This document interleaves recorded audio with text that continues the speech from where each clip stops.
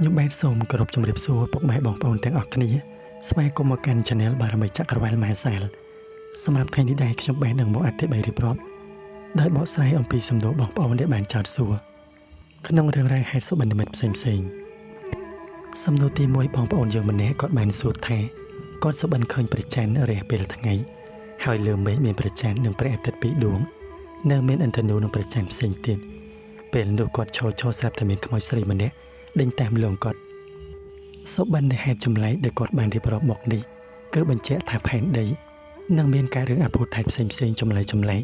ព្រោះថាដល់កាលវេលាដែលផែនដីនឹងចាប់ផ្ដើមបដូរកន្លងដូច្នេះហើយកន្លងរវាងព្រះច័ន្ទនិងព្រះអាទិត្យក៏ត្រូវដូរប្រព័ន្ធការពារឬសីមារបស់ព្រះដែលដាក់បំពាក់មកលើផែនដីរបស់យើងនោះកាន់តែសាបធម្មពល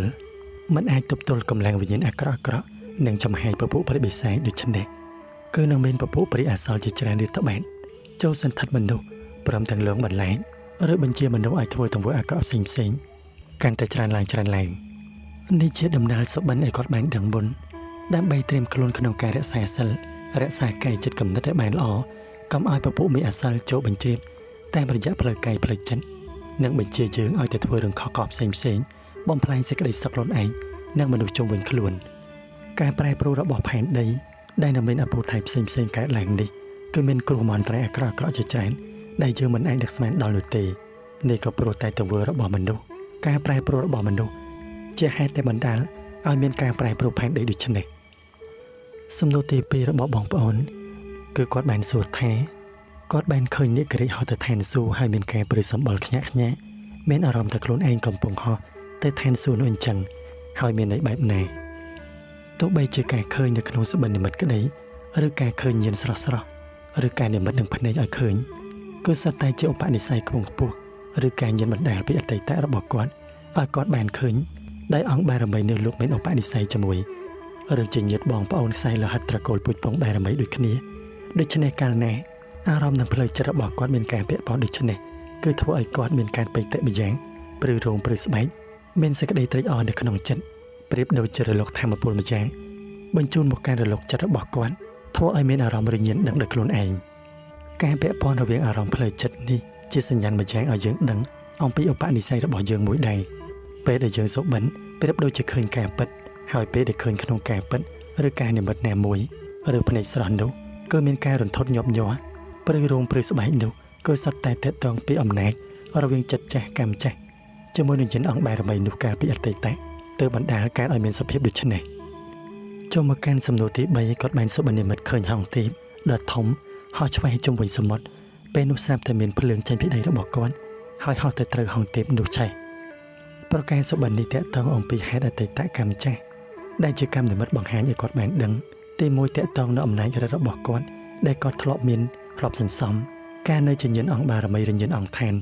ហើយអានុភាពនោះមានការប្រើអំណាចដើម្បីតតាំងគ្នាក្នុងរូបភាពផ្សេង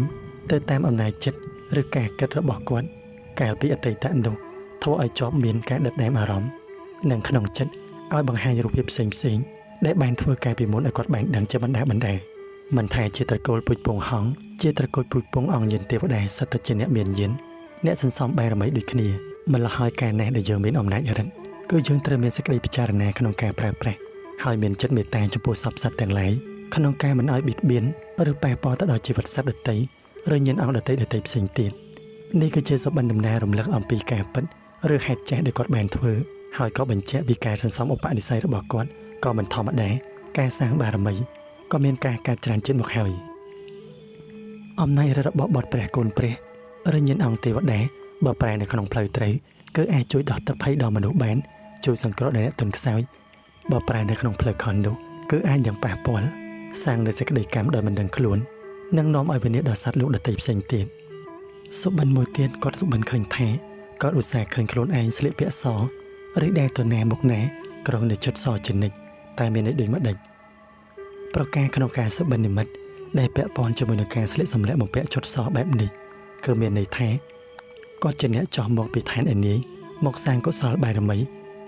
ហើយត្រូវមានការបំពេញនៅក្នុងចិត្តនេះបន្តព្រមទាំងបញ្ជាអំពីឧបនិស្ស័យចិត្តគំនិតដែលល្អបរិសុទ្ធមានការសាងប្រព្រឹត្តលះកាត់នូវសេចក្តីអាក្រក់ក្នុងផ្លូវព្រះពុទ្ធព្រះធម៌ព្រះសង្ឃតាំងពីអតីតមុនទៅមកដល់ជាតិបច្ចុប្បន្ននេះ ก็ใจแต่ในมิดเคยเรื่องราวพลายโดยเจอกลุ่นไอเสลสำเร็จบางเปียซอหรือก็รูปะได้บัดเซ็งในเจการบรรดาลิไซอากอดแบนดังแบนยุล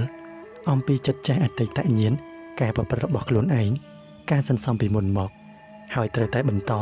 เมียนการเพียบวันนี้สันซอมโดยสักเลยละอปรนดับบัตรหรือการศึกษาอ้อยแบนยุลขนมเปลปัจจุบันนี้นักอนาคตตลุกตะขังมุกเตียนสุบันมวยเทียดก็แบนสูตรแท้ก็แบนสุบันเคยไปเลยห่อโจขนมขลุ่นกอดจิตแรนหายตาเมียนได้ด้วยมัดเด็กการสุบันแบบนี้ก็บันเจเอาปานิสัยระบอกกอดเมียนต่างปีกำเนิดหมอกหรือต่างปีอัตตะได้แบนสังสันซอมหมอกโดยเฉพาะเมียนแต่บารมีได้โลกโมกราสาการปี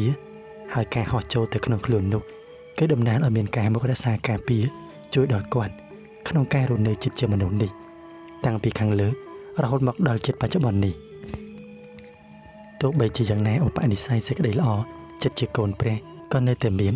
ด้วยเฉพาะโลกบางแห่งยักดังเอาปีจมเนื้อแก่เจอเจเอาโยนปีโคลนเองกันติดเจ้าใบสุบันมวยเทียตะตองปีการเนี่ยมัดเคยเรื่องไรอัตตะเราบอกโคลนเองเรื่องไรปีมุนได้โคลนเองมันทะเลาะบานจุ้งมันทะเลาะบานดังก็บานเคยในขนมสุบันจมพูการเนี่ยมัดเคยเรื่องอัตตะเปะปอนหนึ่งเรื่องรายเสียงคือเปะปอนอมปีอปานิสัยการสร้างผลประโยชน์บอกโคลนเองปีอัตตะหมอกโดยขณีบาสันจีเยอะเมียนบอลแจนเมียนการสร้างสันซ้อมบารมีปีอัตตะหมอกนุโดยเฉพาะก็เมียนการบันดาลเป็นยันออกบารมีหรือการบัญชีจัดในมัดดังในขนมเย็นในขนมสุบันนุเนี่ยในเมนอปานิสัยกับพวกพลบอลแจนก็ไอเนี่ยมัดเคยเดินยันรับบอกโคลนเองแต่ในสุบันหรือแต่ในจักรสมาธิไปโปรดแทนในเปรย์ยังสมรสมรันหรือยังทัวการสมาธินุวิมิตจัดบ่อยังเมียนการบักทุมตุลีทำมาโปรจัดเมียนการใช้เจนโจตะวันตะมอกโดยเฉพาะเรื่องรายจ่ายก็เรียกจะยังปีเพื่อแหวงจัดหรือจัดแจบันไดมองแต่มันจะวิบากคำหรือการบันไดเป็นเชียปีขังไกลหรือโดยใช้มนุษย์เซนจิตเตวัดได้ลุกจังไอดังหนูบางจังการบอกสไลด์องปีสำนวนบอกขยมแบนก็แบนมักดอที่เป็นชอบขยมแบนสมอกุลสมกรุบลี